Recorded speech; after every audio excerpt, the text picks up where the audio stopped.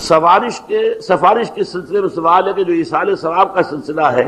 والدین مرحومین کے سلسلے میں خصوصاً اس کی کیا صورت ہے، کیا طریقے ممکن ہیں اور شرعی طور پر کس حد تک ثابت ہے۔ دیکھیے ایصال ثواب کے ضمن میں دو رائے ہیں ہمارے ہاں۔ اکثریت جو بھی ہمارے ہاں سنی علماء ہیں، دیوبندی بھی بریلوی بھی، وہ اس کے قائل ہیں کہ ایصال ثواب ہوتا ہے مالی عبادت کا بھی اور بدنی عبادت کا بھی۔ بدنی عبادت یہ کہ آپ نے نفل پڑھے اور کہا کہ اللہ ان نوافل کا ثواب میرے والد مرحوم کو، والدہ مرحومہ کو یا کسی اور کو پہنچا دے، یہ ان کا موقف ہے اور وہ مانتے ہیں۔ خیرات کریں اور خیرات کا کہیں، کسی کی بیوہ کی مدد کریں اور کہیں کہ اس کا ثواب اللہ تعالیٰ ان کو پہنچا دے۔ ایک موقف یہ ہے، وہ زیادہ تر ہمارے ہاں جو اہل حدیث حضرات ہیں ان کا موقف ہے۔ تو میں اگرچہ اس معنی میں کہ میں اہل حدیث مسلک سے متعلق نہیں ہوں، لیکن یہ اس معاملے میں میری رائے وہی ہے، وہ یہ ہے کہ بدنی عبادت کا ایصال نہیں ہے، مالی عبادت آپ نے خیرات کی ہے، صدقہ دیا ہے، کسی غریب کی مدد کی ہے، مسکین کی مدد کی ہے، بیوہ کی مدد کی ہے، یتیم کی مدد کی ہے، کسی مقروض کی مدد کی ہے، مال خرچ ہوا ہو تو اس کی جگہ پر جو ہے آپ اپنا ایصال ثواب اس کا کر سکتے ہیں، بدنی عبادت۔ واللہ عالم، اب اس پہ یہ کہ آپ جس پر چاہیں عمل کر لیں۔ لیکن یہ جو ہم کرتے ہیں اس کے لیے محفلیں منعقد کرنا اور قرآن خوانیاں ہو، یہ سب بدعات ہے۔ جو بھی ہوگا انفرادی طور پر، اجتماعی کسی شے کا ثبوت موجود نہیں۔ اس کے لیے جمع ہونا ہے اور پھر کھانا پینا بھی ہے اور ایک تقریب بن گئی ہے اور وہ ایصال ثواب کے لیے ہے، یہ ساری چیزیں۔ اور بچوں کو بلایا جا رہا ہے، قرآن پڑھوا رہے ہیں، انہیں پیسے دے رہے ہیں، اور وہ قرآن بھی کیا پڑھتے ہیں، وہ دو ورق جو ہیں الٹتے ہیں، وہ پیسے پڑھنے لینے کے لیے تو آئے ہوتے ہیں بیچارے، نہ انہیں سمجھ، یا یہ کہ اچھا بھائی تم ادھر بیٹھ جاؤ، یہ صفحہ تم پڑھ دو، یہ صفحہ میں پڑھ دیتا ہوں۔ کیا حماقتیں ہیں ایسے مذاق میں تو سمجھتا ہوں دین کا اور قرآن کے ساتھ تمسخر ہے جو ہوتا ہے، یہ سب بدعات ہے۔ البتہ ذاتی سطح پر آپ نے قرآن پڑھا، اب صبح کے وقت تلاوت کی، اس کا ثواب کسی کو پہنچا دیا، تو جو پہلا مسلک ہے اس کی روح سے جائز ہے۔ میرے نزدیک قرآن پڑھنے سے، نماز سے، نفل سے، اس سے نہیں۔ البتہ مالی جو بھی خیرات ہیں، صدقات ہیں، تو اس کا ایصال ثواب ہو سکتا ہے۔ اولاد اگر نیک ہے تو وہ خود صدقہ جاریہ بن جاتے ہیں والدین کے لیے، بشرطے کہ والدین نے ان کی تربیت کی کوشش کی ہو۔ اگر کسی کافر کا بیٹا مسلمان ہو گیا ہے تو اس کافر کو تو اولاد سے کچھ نہیں پہنچے گا، لیکن کوئی شخص مسلمان تھا، اس نے اپنی اولاد کی تربیت بھی اچھے طریقے پر کی ہے، اب یہ جو اولاد نیکی جو کرے گی تو اس سے اس کا بھی ثواب اس کو پہنچتا رہے گا، یہ صدقہ جاریہ کہلاتا ہے۔ اللہ کے حق کے فوراً بعد والدین کے حق کا ذکر، سورہ بقرہ کی آیت نمبر 83، اس میں بھی اللہ کے حق کے بعد والدین۔ سورہ نساء کی آیت نمبر 36، اللہ کے ساتھ شرک مت کرو، اللہ کی بندگی میں کسی کو شریک نہ ٹھہراؤ، والدین کے ساتھ حسن سلوک۔ سورہ انعام کا 19واں رکوع، توحید خداوندی کے فوراً بعد والدین کے ساتھ حسن سلوک۔ اسی طرح یہاں اور ایک مقام تو اور ہے جو ہم اپنے منتخب نصاب میں پڑھ چکے ہیں، جہاں اس طرح بریکٹ کیا ہے اللہ نے، انشکر لی ولے والدین، کرو شکر میرا اور اپنے والدین کا۔ اس میں نوٹ کر لیجئے، چونکہ ادائے حقوق کا فلسفہ ہے، جیسا کہ میں تمہیدی جو گفتگو ہے اس میں عرض کر چکا ہوں، معاشرت کے اندر اصل شے دیکھنی ہے کہ کس کا کیا حق، وہ حق ادا کیجئے۔ اس میں ظاہر بات ہے کہ سب سے بڑا حق تو انسان پر اللہ کا ہے، خالق وہ، مالک وہ، رازق وہ، اور حقیقتاً رب بھی وہی ہے، پالنے والا وہی ہے۔ البتہ پالنے میں اللہ نے ذریعہ بنایا ہے والدین کو، انسان وجود میں آتا ہے والدین کے ذریعے، یہ جو بھی نعمت وجود عطا ہوئی ہے اس میں بھی ذریعہ اور واسطہ والدین بن۔ پھر جو ربوبیت ہے، پالنا پوسنا ہے، اس میں بھی اللہ کی ربوبیت کا سب سے بڑا ذریعہ، خاص طور پر اس وقت جب کہ انسان اپنے پاؤں پر کھڑا نہیں ہے، جیسے کہ آگے آ رہا ہے رب ارحمہما کما ربیانی صغیرا،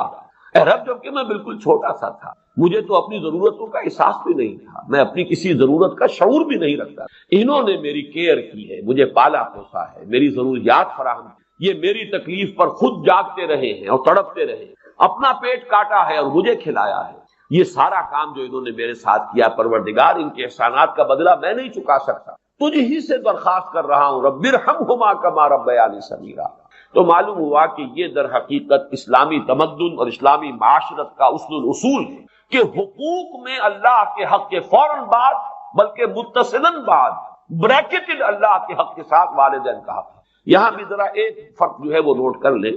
جہاں بات آئے گی اطاعت کی، اطاعت اللہ کے بعد رسول کی، والدین کی نہیں۔ والدین کی اطاعت تو مشروط ہوگی، لیکن اللہ کی اطاعت کے ساتھ بریکٹڈ اطاعت، اطیعوا اللہ و اطیعوا الرسول، سورہ تغابن میں بھی ہم پڑھ چکے فَإِن تَوَلَّيْتُمْ فَإِنَّمَا عَلَىٰ رَسُولِنَا الْبَلَاغُ الْمُبِينُ۔ اطاعت میں اللہ کے بعد فوراً اللہ کا رسول، محبت میں اللہ کے فوراً بعد اللہ کا رسول۔ قُلْ إِن كَانَ آبَاؤُكُمْ وَأَبْنَاؤُكُمْ وَإِخْوَانُكُمْ وَأَزْوَاجُكُمْ وَعَشِيرَتُكُمْ وَأَمْوَالٌ اقْتَرَفْتُمُوهَا وَتِجَارَةٌ تَخْشَوْنَ كَسَادَهَا وَمَسَاكِنُ تَرْضَوْنَهَا أَحَبَّ إِلَيْكُم مِّنَ اللَّهِ وَرَسُولِهِ وَجِهَادٍ فِي۔ تو گویا کہ اطاعت میں بھی اللہ کے فوراً بعد اللہ کا رسول صلی اللہ علیہ وسلم، محبت میں بھی اللہ کے فوراً بعد اللہ کا رسول صلی اللہ علیہ وسلم، لیکن ادائے حقوق شکر اس میں اللہ کے فوراً بعد والدین۔ معلوم ہوا کہ ہر چیز کا اپنا ایک تقاضا ہے، ہر مضمون میں اپنی ایک ترتیب علیحدہ ہو جائے گی۔ جہاں بات ارکان اسلام کی ہوگی، ارکان اسلام میں کلمہ شہادت کے فوراً بعد نماز کا ذکر آئے گا، لیکن جہاں حقیقت ایمان کا تذکرہ ہوگا، ایمان کے فوراً بعد جہاد کا ذکر آئے گا۔ ہر شے میں اپنے مضمون کے اعتبار سے ترتیب ہے وہ بدل جائے گی۔ تو یہاں نوٹ کیجئے وَقَضَىٰ رَبُّكَ أَلَّا تَعْبُدُوا إِلَّا إِيَّاهُ وَبِالْوَالِدَيْنِ إِحْسَانًا۔ اب یہاں خاص طور پر جو نوٹ کرنے کی بات ہے وہ یہ ہے کہ در حقیقت یہ بھی معاشرتی استحکام اور خاص طور پر خاندان کے ادارے کے استحکام کے لیے بہت بنیادی ہدایت ہے۔ میں عرض کر چکا ہوں جب سورہ تحریم کے تمہیدی مضامین ہم بیان ہو رہے تھے، ان پر غور کر رہے تھے کہ خاندان کے ادارے کا استحکام، ایک تو مرد کی سربراہی، الرجال قوامون علی النساء، یہ ایک مثبت حکم ہے، مثبت ہدایت ہے، اس لیے کہ اگر برابر کے دو سربراہ ہو جائیں گے تو وہاں فساد ہوگا، بدنصیبی۔ مرد کی قوامیت، اس کی سربراہی، اس کی حاکمیت۔ نمبر دو، والدین کے ساتھ حسن سلوک۔ یہ جو تصور آج کی دنیا میں ہو چکا ہے اور جو خاندانی نظام کی چولیں ڈھیلی ہوئی ہیں، اس کا اصل سبب یہ ہے کہ والدین بھی اولاد کو اپنی لائبلٹی سمجھتے ہیں، اور پھر اولاد بھی والدین کو اپنی لائبلٹی سمجھتے ہیں، ایسٹ نہیں سمجھتے، بلکہ یہ کہ ایک طرح کا بوجھ۔ خاص طور پر والدین بوڑھے ہو گئے، اب ان کی دیکھ بھال ہے، ان کی ضرورتیں پوری کرنی ہے، ان کے لیے ادب نہیں ہے، ان سے محبت نہیں رہی مغربی معاشرے کے اندر، اس کے خاندان کے نظام اس طرح اس کی چولیں جو ہے ڈھیلی ہو چکی۔ اولڈ ہاؤسز بنا دیجئے، اب وہاں پر ان کو ڈال دیجئے، اب ہمارے معمولات میں خامخواہ خلل پڑتا ہے، ہماری پرائیویسی میں خامخواہ یہ دخیل ہوتے ہیں۔ یہ جو کیفیت ہو چکی ہے در حقیقت یہ بھی گویا کہ اس معاشرے کے فساد اور اس تمدن کی جڑ کاٹ دینے۔ لہذا قرآن مجید نے، جیسا کہ میں اس سے پہلے عرض کر چکا ہوں کہ جیسے یہ ہال ہے، لمبائی، چوڑائی، اونچائی، یہ 3 ڈائمنشنز ہیں، اسی طریقے سے خاندان کے ادارے کی پہلی ڈائمنشن رشتہ ازدواج ہے، مرد اور ایک عورت کے مابین۔ یہاں سے تو خاندان کی بنیاد پڑی۔ اس کے استحکام کے لیے الرجال قوامون علی النساء، مرد جو ہے قوام ہے عورتوں۔ پھر جب ان کے ہاں اولاد ہوئی، اب سیکنڈ ڈائمنشن ایڈ ہو گئی، اب والدین اور اولاد کا رشتہ ہے، یہ رشتہ مستحکم ہو۔ اس رشتے کے ضمن میں ہم وہ مثبت اور منفی دونوں پہلو دیکھ چکے ہیں جو ہمارے اس منتخب نصاب میں آ چکے ہیں۔ سورہ تغابن میں والدین کو ہدایت کی گئی، ان من ازواجکم واولادکم عدو لکم فاحذروہ انما اموالکم واولادکم فتنہ۔ ایک طرف تو خود محتاط رہو، ان کی محبت کی وجہ سے کہیں تم اپنی عاقبت برباد نہ کر بیٹھنا، ان کے لیے جو بھی کرنا ہے اچھے سے اچھا کرو، لیکن حلال کے دائرے کے اندر، اللہ کے حقوق کو، اللہ کی حدود کو قائم رکھو۔ دوسری طرف مثبت حکم دیا گیا، یا ایھا الذین آمنوا قوا انفسکم واہلیکم نارا، اہل ایمان اپنے گھر والوں کو، اہل و عیال کو، اپنے آپ کو بھی، اپنے اہل و عیال کو بھی آگ سے بچاؤ۔ یہ تمہارا مثبت فرض ہے، یہ تمہاری مثبت ذمہ داری ہے، تمہیں یہ فرض ادا کرنا ہے کہ ان کو اچھی ان کی تربیت ہو، ان کو اللہ کی طرف، اللہ کے دین کی طرف ان کو رغبت دلاؤ تاکہ ان کی عاقبت سنورے اور وہ آخرت میں جہنم کے عذاب سے بچے۔ اب یہاں جو ہے در حقیقت یہ دوسری ڈائمنشن آ رہی ہے کہ اگر والدین کا ادب، ان کا احترام معاشرے کے اندر یہ قدر موجود ہو تو پھر والدین بھی اپنے آپ کو پورے طور پر انویسٹ کر دیں گے اولاد کے اندر۔ لیکن اگر عام طور پر یہ نظر آ رہا ہو کہ اولاد تو والدین کی پرواہ نہیں کرتی، تو والدین بھی پھر فکر کریں گے، اپنی کمائی میں سے کچھ بچا کر رکھیں، اپنے مستقبل کے لیے کچھ اہتمام کریں، وہ اپنے آپ کو پورے طور پر انویسٹ کرنے کے لیے تیار نہیں ہوں گے۔ اور جیسا کہ آج کل آپ مغرب میں دیکھ رہے ہیں، خاص عمر ہوئی ہے لڑکے کو بھی گھر سے نکال دیا، جاؤ کھاؤ پیو کماؤ، یہاں تک کہ لڑکیوں کو نکال دیتے، جاؤ اپنے پاؤں پر کھڑے ہیں۔ اس لیے کہ اب ہمیں جو کچھ کمانا ہے وہ اپنے مستقبل کے لیے، اپنے بڑھاپے کے لیے، اپنا بڑھاپا انشور کرنا ہے، ہمیں اس کے لیے آسائشوں کا اہتمام کرنا ہے۔ ہم تمہیں اب اپنی لائبلٹی نہیں سمجھ سکتے۔ اللہ کا فضل و کرم ہے کہ ہمارے مشرقی معاشرے میں ابھی تک وہ اقدار موجود ہیں کہ والدین بھی اپنے آپ کو بالکل لیا انویسٹ کرتے ہیں اولاد میں، اعتماد کریں، اس لیے کہ اولاد بھی بالعموم یہ شکل ابھی ہمارے معاشرے میں موجود ہے کہ بڑھاپے والدین کے وہ کا سہارا بنتے ہیں، ان کے لیے ان کی خدمت کرنے کے لیے اپنی امکانی حد تک قبر بستہ رہتے ہیں۔ تو یہ بھی در حقیقت باہمی اعتماد خاندانی کے ادارے کے استحکام کا ایک بہت بڑا ذریعہ، وہ بات ہے جو یہاں تفصیل سے آ رہی ہے۔ وَقَضَىٰ رَبُّكَ أَلَّا تَعْبُدُوا إِلَّا إِيَّاهُ وَبِالْوَالِدَيْنِ إِحْسَانًا، والدین کے ساتھ حسن سلوک۔ اور اس مقام پر، اس مضمون پر، یہ مقام ضربۂ سلام ہے قرآن میں، جتنی تاکید یہاں آئی ہے اور جتنے اسلوب کے ساتھ اس کو بیان کیا گیا ہے یہاں، واقعہ یہ ہے کہ یہ ضربۂ سلام چوٹی ہے قرآن مجید کی اس موضوع۔ اما یبلغن عندک الکبر احدہما او کلاہما، اگر پہنچ ہی جائیں تمہارے پاس کبر، بڑی عمر کو، بڑھاپے کو، احدہما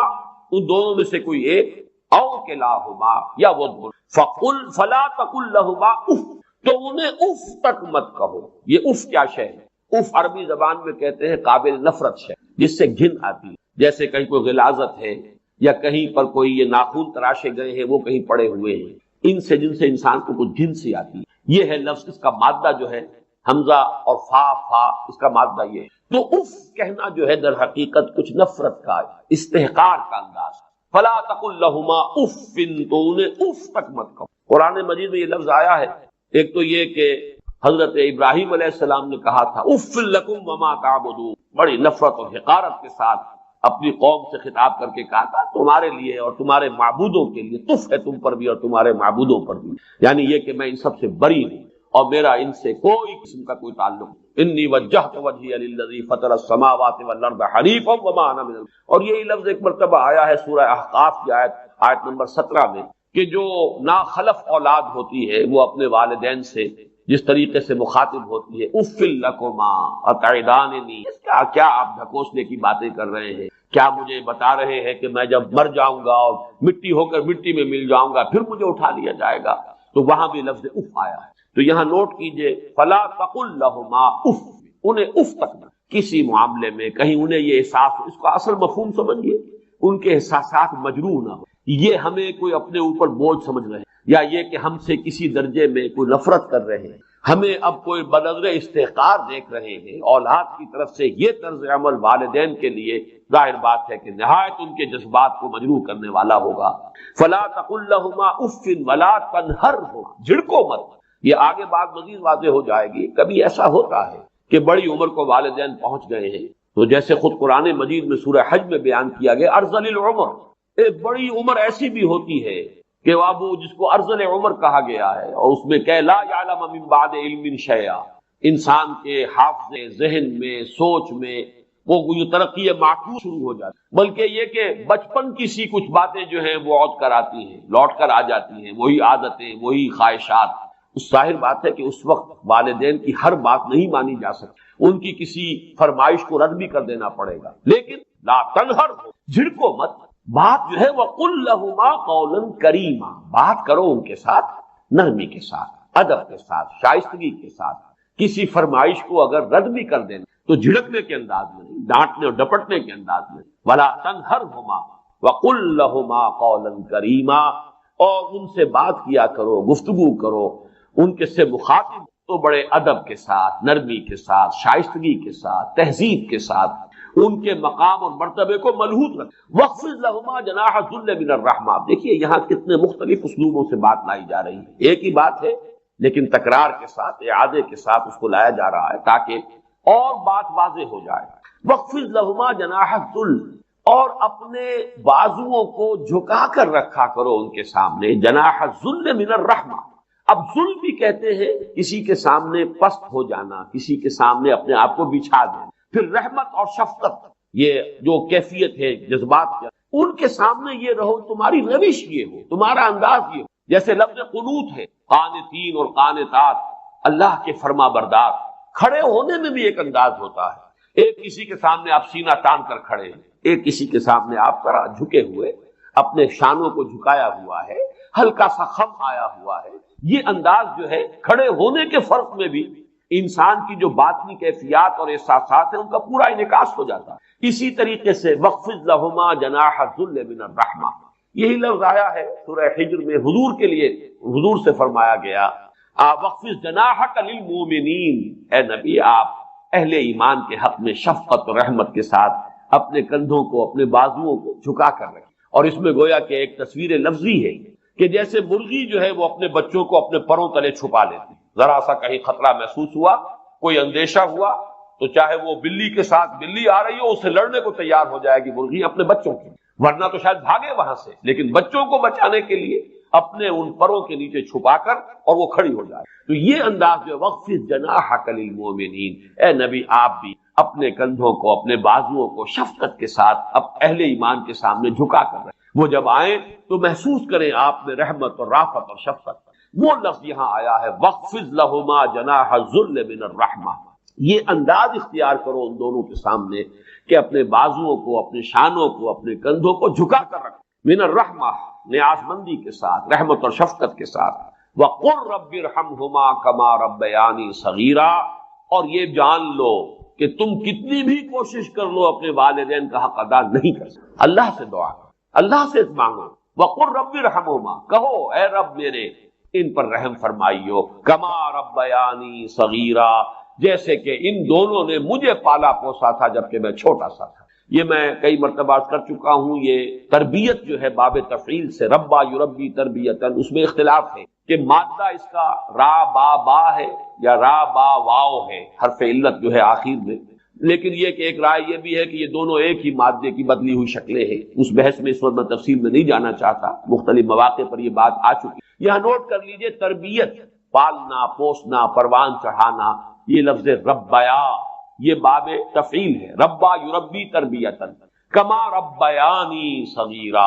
اے رب میرے جیسے انہوں نے مجھے پالا پوسا، میری تکلیف پر تڑپتے رہے، بیمار میں تھا جاگتے یہ رہے، اپنا پیٹ کاٹا مجھے کھلایا، اپنی آرام کی قربانی دی اور میرے لیے فکر مند رہے، لہذا اب ان کے احسانات کا بدلہ میں نہیں چکا سکتا، تجھ ہی سے درخواست ہے کہ تو ہی ان پر رحم۔ وَقُلْ رَبِّ ارْحَمْهُمَا كَمَا رَبَّيَانِي صَغِيرًا، لیکن اب آگے فرمایا ربکم اعلم بما فی، تمہارا رب خوب جانتا ہے جو کچھ تمہارے جیوں میں ہے، ان تکونوا صالحین، اگر تم واقعتاً صالح ہوئے، فإنہ کان للأوابین غفورا، تو اللہ تعالیٰ رجوع کرنے والوں کو معاف فرمائے۔ اس کا جو کانٹیکسٹ ہے اس کو سمجھ لیجئے کہ جیسا کہ میں نے عرض کیا کہ بڑی عمر کو پہنچنے کے بعد بسا اوقات والدین ہیں، اگرچہ والدین ہیں لیکن اب وہ سمجھ نہیں رہی ہے، شعور زائل ہو گیا ہے، جیسے کہ فرمایا وَمِنْكُمْ مَنْ يُتَوَفَّى وَمِنْكُمْ مَنْ يُتَوَفَّى وَمِنْكُمْ مَنْ يُرَدُّ إِلَىٰ أَرْذَلِ الْعُمَرِ لِكَيْ لَا يَعْلَمَ مِنْ بَعْدِ عِلْمٍ شَيْئًا، تم میں سے وہ بھی ہوتے ہیں جو پہلے ہی ان کی وفات ہو جاتی ہے، 40 50 60 70 برس کی عمر میں انسان فوت ہو گیا، ابھی حواس قائم ہوتے ہیں۔ وَمِنْكُمْ مَنْ يُرَدُّ إِلَىٰ أَرْذَلِ الْعُمُرِ لِكَيْ لَا يَعْلَمَ مِنْ بَعْدِ عِلْمٍ شَيْئًا، اور تم میں سے وہ بھی ہوتے ہیں کہ جو اس ارذل عمر کو لوٹا دیے جاتے ہیں کہ سب کچھ جاننے کے بعد کچھ نہ جانے۔ انسان کے حواس جو ہے وہ مختل ہو جاتے ہیں، انسان کا شعور زائل ہو جاتا ہے، وہ فہم باقی نہیں رہا، بچوں کی سی عادتیں، بچوں کی سی خواہشیں، بچوں کی سی فرمائشیں جو ہے وہ ہو رہی ہیں۔ اب ظاہر بات ہے اس سطح پر آ کر کوئی کتنا ہی صالح ہو بیٹا یا بیٹی، وہ اپنے والدین کی ہر فرمائش کو تو پورا نہیں کر سکتا، کہیں نہ کہیں تو رد کرنا پڑے گا، کہیں نہ کہیں تو فل سٹاپ لگانا ہوگا، کہیں تو انکار کرنا پڑے گا، اور کسی وقت ہو سکتا ہے کہ کوئی سخت انداز بھی اختیار کرنا پڑے۔ اگر فرض کیجئے کہ حواس بھی مختل ہو گئے ہوں، اگر کہیں کسی کا ذہنی توازن ہی بگڑ گیا ہو تو کسی وقت سختی بھی کرنی پڑتی۔ اس اعتبار سے یہ آیت بڑی اہم ہے، ربکم اعلم بما فی، اگر اس طرح کی مجبوری کی حالت میں کہیں کوئی طرز عمل اس طرز عمل کے منافی اختیار کرنا پڑ جائے کہ جس کا اوپر تذکرہ ہوا، مطلوب طرز عمل تو وہی ہے، وہ طرز عمل کیا ہے؟ فلا تقل لهما اف ولا تنهرهما وقل لهما قولا كريما واخفض لهما جناح الذل من الرحمة وقل رب ارحمهما كما ربياني صغيرا، اس قدر تفصیل کے ساتھ مطلوب طرز عمل یہ، لیکن یہ کہ اگر کوئی صورتحال ایسی ہو کہ جس میں اس طرز عمل کے برعکس کوئی روش بھی اختیار کرنی پڑے، تو اگر تمہارا اپنا باطن درست ہے، ربکم اعلم بما فی نفوسکم، اللہ خوب جانتا ہے جو کچھ تمہارے جیوں میں ہے، تمہارے دلوں میں ہے، تمہارے سینوں میں ہے، تمہاری نیتیں اس کو معلوم ہے، کس تم صورتحال سے دوچار ہو اس کے علم ہے۔ ربکم اعلم بما فی نفوسکم ان تکونوا صالحین، اگر اندر کا معاملہ درست ہے، نیت تمہاری صحیح ہے، اندر سے تمہارا جو باطنی رویہ ہے وہ غلط نہیں ہوا ہے، اس میں ادب موجود ہے، احترام موجود ہے، والدین کے لیے محبت اور شفقت اور رحمت کے جو مطلوبہ جذبات ہیں موجود ہیں، لیکن مجبوراً کہیں کوئی طرز عمل اس کے منافی اختیار کرنا پڑ رہا ہے۔ فَإِنَّهُ كَانَ لِلْأَوَّابِينَ غَفُورًا، تو اللہ تعالیٰ جو ہے ایسے جو رجوع کرنے والے، یہ میں اس سے پہلے عرض کر چکا ہوں کئی مواقع پر، آبا یعوب اوبن تابا یتوب توبتن، یہ در حقیقت بہت ایک دوسرے کے قریب ہے۔ آبا یعوب سے اواب، یہ فعال کے وزن پر اس میں مبالغہ ہے، بہت رجوع کرنے والا۔ اور ظاہر بات ہے کہ جب کسی انسان کو اپنے والدین میں سے کسی کے ساتھ، بوڑھے والدہ یا بوڑھے والد یا بوڑھی والدہ کے ساتھ یہ رویہ اختیار کرنا پڑے گا تو اس سے دکھ بھی پہنچے گا، خود افسوس بھی ہوگا، رنج بھی ہوگا، اندر ہی اندر وہ جو ہے صدمہ محسوس کرے گا۔ تو فرمایا کہ اگر یہ کیفیت ہے تو اللہ معاف فرمانے والا ہے۔ اللہ تعالیٰ تمہاری باطنی کیفیات، کیٹیگوریکل میرا جواب ہے کہ قطعاً نہیں، بلکہ یہ بدعت ہے، یعنی یہ بجائے آپ کو کوئی ثواب دلانے الٹا جو ہے آپ پر گرفت ہو جائے گی، ایسی کوئی چیز صحابہ سے ثابت نہیں۔ اور ہمارا دین وہی ہے، ما انا علیہ واصحابی، فرمایا جس میں میرا عمل ہے اور میرے صحابہ کا ہے، دین تو اصل ہے۔ جہاں تک ایصال ثواب کا تعلق ہے، اس میں ہمارے ہاں ذرا کافی مختلف آراء موجود ہیں۔ مجھے اس رائے سے اتفاق ہے کہ مالی اگر کوئی عبادت ہے اس کا ثواب آپ اپنے کسی فوت شدہ بزرگ کو منتقل کر سکتے ہیں، مطلب آپ نے کسی بیوہ کی کو مدد کی ہے، کسی یتیم کی کو مدد کی ہے، کسی دینی کام میں پیسہ لگایا ہے، کوئی صدقہ جاریہ شروع کیا ہے، خدمت خلق کی وغیرہ وغیرہ، اس کی تو جو ہے اس کے ثواب کو بھی کیا جا سکتا ہے کہ اللہ اس کا ثواب میرے والد یا میری والدہ کے روح کو پہنچا دیں۔ جسمانی نہیں، آپ نماز پڑھ کے کہیں اس کا ثواب، یا روزہ رکھ کر کہیں کہ اس کا ثواب، یا یہ کہ آپ قرآن پڑھ کر کہیں یہ آپ ہی کو ثواب ہوگا، آپ خود پڑھیں گے آپ کو ثواب ہوگا۔ البتہ ایسے تمام افعال کے بعد جب آپ اللہ سے دعا کریں گے، یہ نہیں کہیں گے کہ میرے اس فعل کا ثواب منتقل کر دیں، اے اللہ میرے والدین کی مغفرت فرما، تو یہ کوئی نیک کام کرنے کے بعد جو ہے اس دعا کی تاثیر وہ بڑھ جائے، بس اس پہلو میں انڈائریکٹلی اس کا ایک تعلق بن جائے گا۔ ورنہ یہ کہ وہ اس طریقے سے بچوں کو بلانا اور پڑھانا اور یہ جو ہے سوئے ان میں کرنا اور قرآن خوانی کی محفل ہے، یہ سب بدعات ہیں اور یہ در حقیقت دین میں اضافے ہیں اور ان کی کوئی حقیقت۔ دیکھیے انسانی زندگی کے یہ تین دور ہیں، حیات دنیا جو ہماری پیدائش سے شروع ہو کر اور ہماری موت پر، پھر حیات برزخی موت سے لے کر قیامت کے دن تک، اور پھر حیات اخروی ہے قیامت میں ریزریکشن کے بعد سے جو ہے جنت یا دوزخ۔ اس میں ان دونوں زندگی کے بارے میں تفصیل سے کوئی بات کرنا بالکل غلط ہے اور اس سے فتنے پیدا ہو۔ ظاہر بات ہے کہ قبر، جسم تو قبر میں رہتا ہے، کوئی شک نہیں، روح کہاں جاتی ہے؟ کیا وہ بھی قبر ہی میں رہتی ہے یا کہیں اور چلی جاتی ہے؟ قرآن مجید میں سجین اور اعلیٰ علیین کا ذکر موجود ہے، لیکن یہ تمام چیزیں متشابہات میں یہ تمام چیزیں قرآن مجید میں سورہ آل عمران کے شروع میں بیان کیا گیا ہے کہ ہم نے یہ کتاب اتاری ہے، اس میں کچھ آیات محکمات ہیں، کچھ متشابہات ہیں۔ وہ متشابہات کا ایگزیکٹ مفہوم جاننا اس وقت ہمارے لیے، یہ تو جب اس عالم میں ہم پہنچیں گے تو معلوم ہوگا کہ ہاں یہ بات تھی کہ جو قرآن مجید میں اس طور سے کہی گئی تھی۔ لیکن یہ کہ اس وقت جو ہے جتنا کچھ ہمیں حدیث صحیح میں مل جائے یا قرآن میں، اس عالم برزخ میں بھی یہ تو ہوتا ہے کہ جو نیک لوگ ہیں انہیں کچھ نہ کچھ جو ہے اثرات اچھے ان پر پڑتے رہتے ہیں، ان کی ارواح پر، اور کچھ جو برے ہیں ان کے اوپر جو آخری انجام ہونا ہے اس کی ریفلیکشن ہوتی رہتی ہے، جس کو حدیث میں کہا گیا ہے کہ ہر قبر جو ہے وہ یا تو جنت کے باغیچوں میں سے ایک باغیچہ ہے یا دوزخ کے گڑھوں میں سے ایک گڑھا ہے،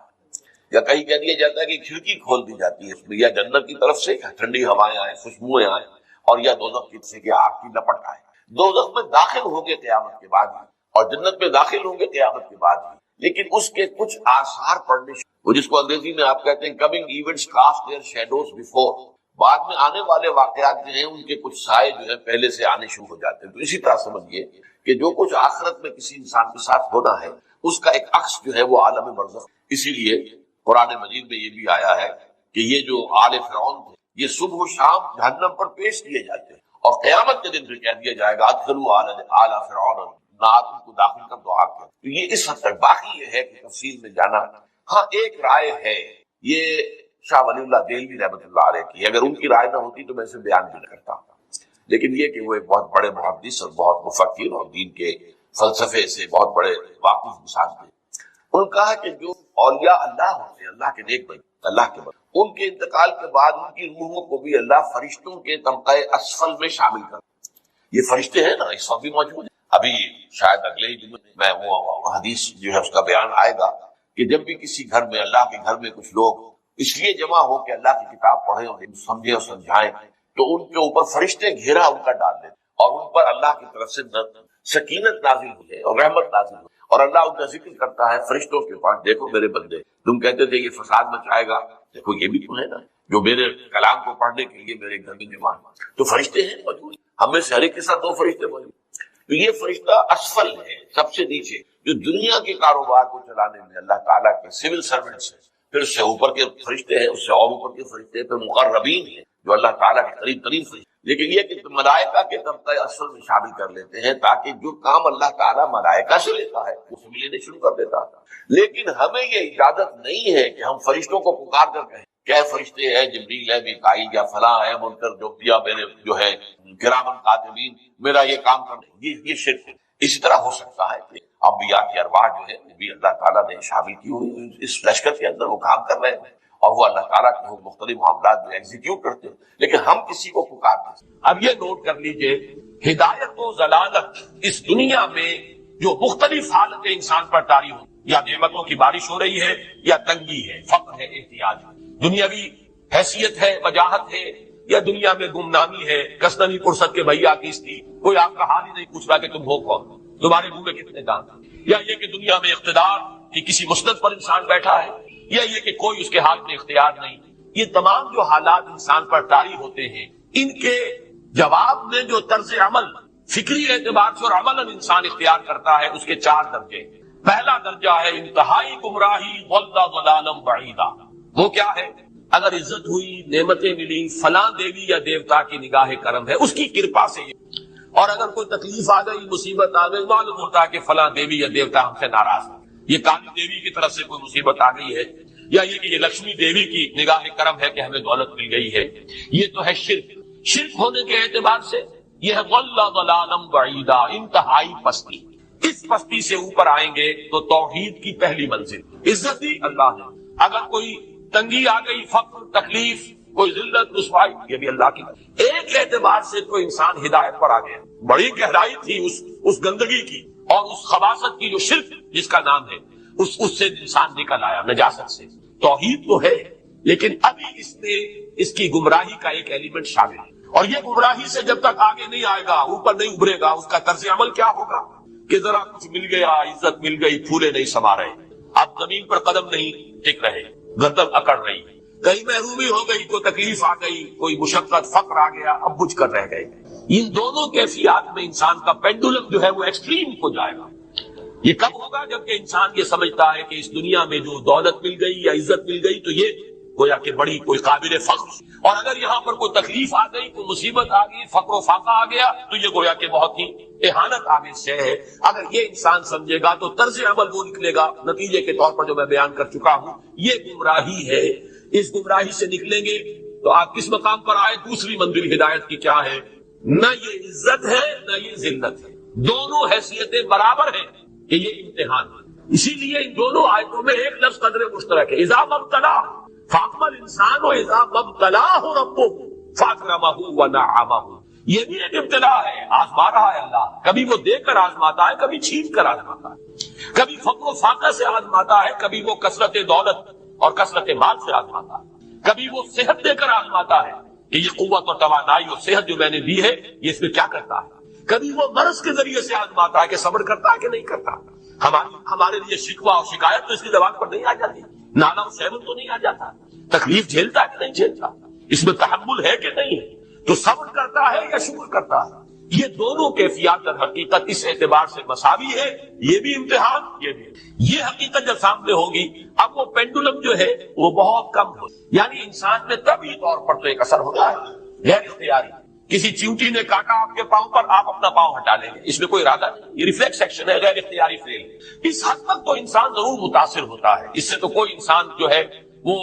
بلند تر نہیں ہو سکتا۔ حضرت ابراہیم رضی اللہ تعالیٰ عنہ حضور کے وہ نومولود فرزند انتقال جب ہو رہا تھا، آپ کی آنکھوں میں آنسو آ گئے۔ اب یہ طبعی اثر ہے، ایک فعل ہے، انفعالی کیفیت ہے جو بالکل طبعی ہے، لیکن یہ نہیں کہ اس کی وجہ سے انسان کی زبان پر کوئی شکوہ آ جائے، کوئی شکایت آ جائے، یہ نہیں ہوگا۔ یہ ایمان کے منافی ہے۔ اسی طریقے سے اگر کوئی خوشی ہوئی ہے تو چہرے کے اوپر ایک نکھار آ جائے گا، تبسم آ جائے گا، اس سے زائد نہیں۔ اس حد تک تو یوں سمجھیے کہ انسان کا طبعی تقاضا ہے۔ اس سے زیادہ یہ پینڈولم اگر سوئنگ کر رہا ہے تو گویا کہ اس حقیقت سے انسان محجوب ہے کہ یہ بھی امتحان ہے، یہ بھی، جو ہم سورہ حدید میں پڑھ چکے ہیں، ما اصاب من مصیبت فی الارض ولا فی انفسکم الا فی کتاب من قبل ان نبراها ان ذلک علی اللہ یسیر لکی لا تعصوا علی ما فاتکم ولا تفرحوا بما آتاکم۔ اللہ تمہیں کچھ دے تو اتراؤ مت، اللہ تم سے کچھ چھین لے تو اس کے اوپر افسوس مت کرو۔ اس کا یہ نتیجہ ایمان کا نکلنا چاہیے۔ اگر تمہیں ایمان ہے اللہ پر،